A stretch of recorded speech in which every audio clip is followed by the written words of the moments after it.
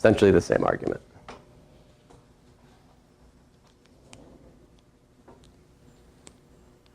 So, but I mean, this path is totally arbitrary, right? So you can imagine lots of different paths going through the point, right? No matter which path you take, right? All of the velocity vectors to those paths, right? They're all perpendicular to that same gradient vector, right? Hold on a second. What should the union of all these velocity vectors form? We were talking about this earlier today. The tangent plane, right? So what have we just discovered?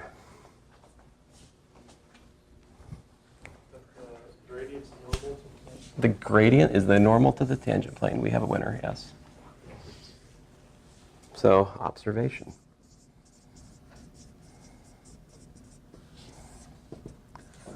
The gradient at P is a normal to level surface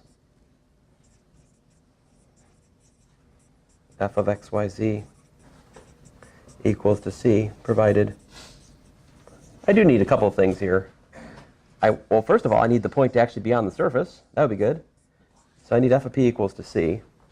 And, I guess probably, to be careful that I'm not talking myself into something a little bit crazy here, I probably should need that the gradient of f is not equal to 0, right? I mean, if the gradient of the level surface function 0, maybe that's some kind of weird case or something, Let's see. What should we check our newfound calculus-based way of thinking about tangent planes on? What's the only thing we have so far in terms of a plane, a tangent plane? I mean, I guess my question for you is, what is the tangent plane to a plane?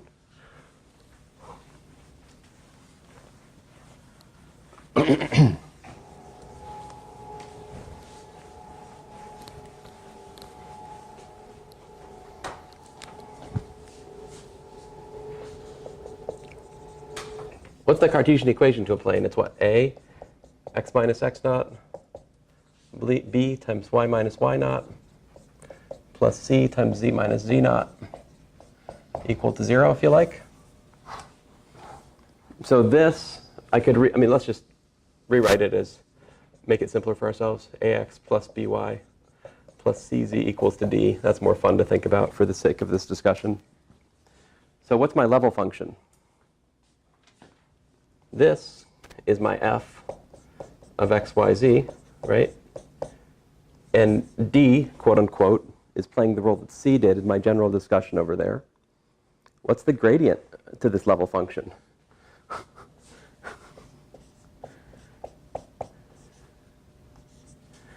What's this? So I'm, partial f, partial x, partial f, partial y, partial f, partial z. What we got?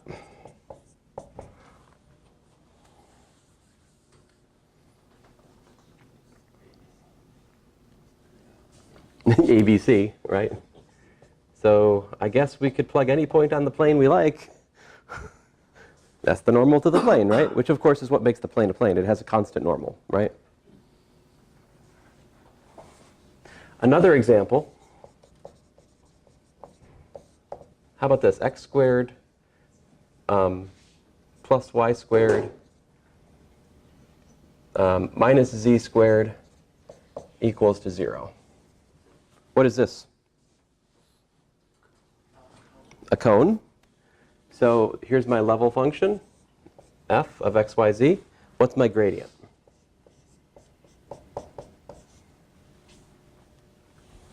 I got, what, 2x, 2y, minus 2z. So let's see here. Let's find the equation to the tangent plane to the cone at some point on the cone. Let's pick this point, which will be z equals to 1. We'll put y equal to 0.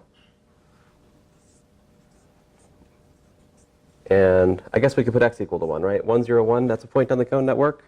1 squared plus 0 squared minus 1 squared, 0 equals 0. We're good.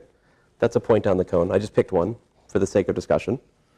You're like, why did you pick that point? No, laziness. You could pick any other point if you wanted, but this is the point I picked, so let's deal. So then what's the normal to the cone right there? Well, I just plug in 1, 0, 1 into my handy-dandy gradient vector field up here, and I get 2. A 0, a minus 2. So there, this is the normal to the tangent plane I'm about to picture.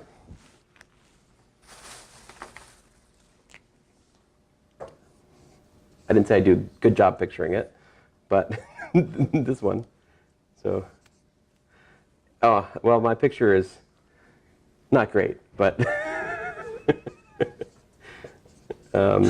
yeah, sorry, not good at drawing. I actually have to spend a significant amount of time planning a picture, and I obviously haven't done that, but you get the idea. Now, this observation, I have put a little bit of fine print in it. It's up, I mean, we're missing Samuel at the moment, so it falls on me to try to remember these things. Because in a given day, I might forget to tell you that the gradient of f has to be non-zero. But obviously it needs to be, because if the gradient of f is non-zero, it definitely doesn't define a normal. If this is 0, what normal is that? Like, and here's the trouble point on the cone. The trouble point on the cone is this guy, right? Which is what? 0, 0, 0. And at 0, 0, 0, what's the gradient?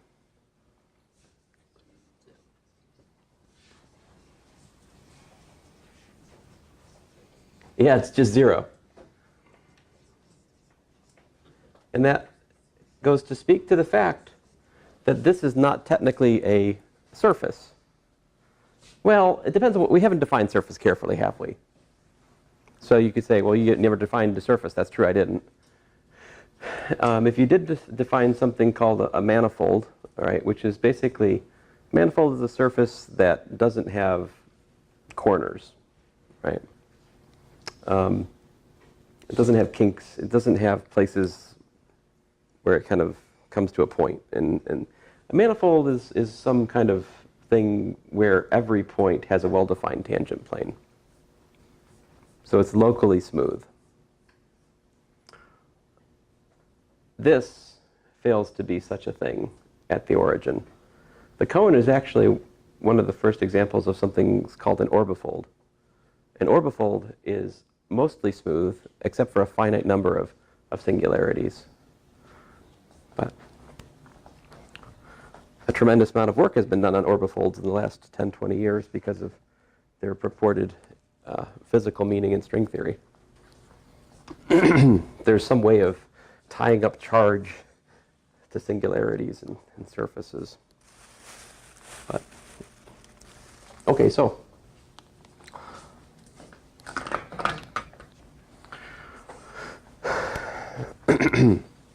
next chain rule.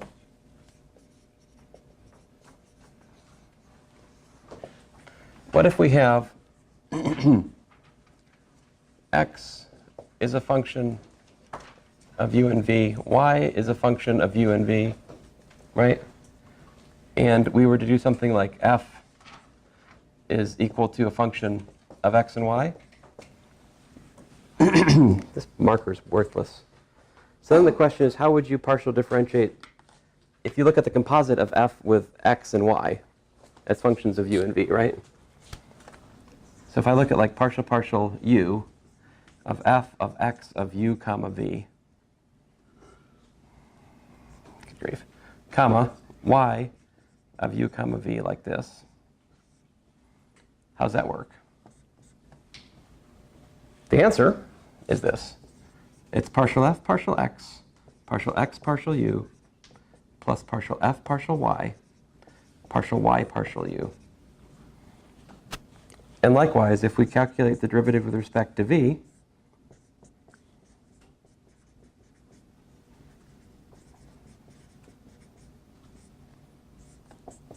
it's partial f partial x partial v plus partial f partial y partial v. You see there's some sort of like conservation of partial v's going on here, or partial, I mean, like, you can kind of think of the x's as canceling, or the y's as canceling, you know?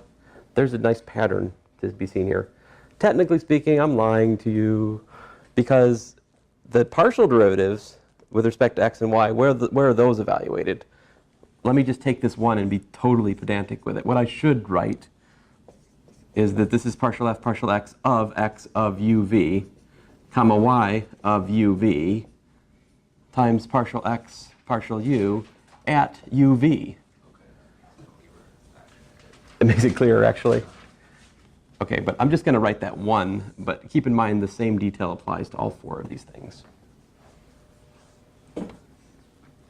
I will work problems with numbers, hopefully tomorrow, that drill into this idea. So just to end class here with one last, so we're beyond chain rules here for a little bit, but just my final thought to you, as we're trying to explore how chain rules work in here. What if I add one more thing? What if I add, instead of making x and y, what if I just adjoin in here a z? What if I have f of x, y, z? How does that change? I'll do it in red.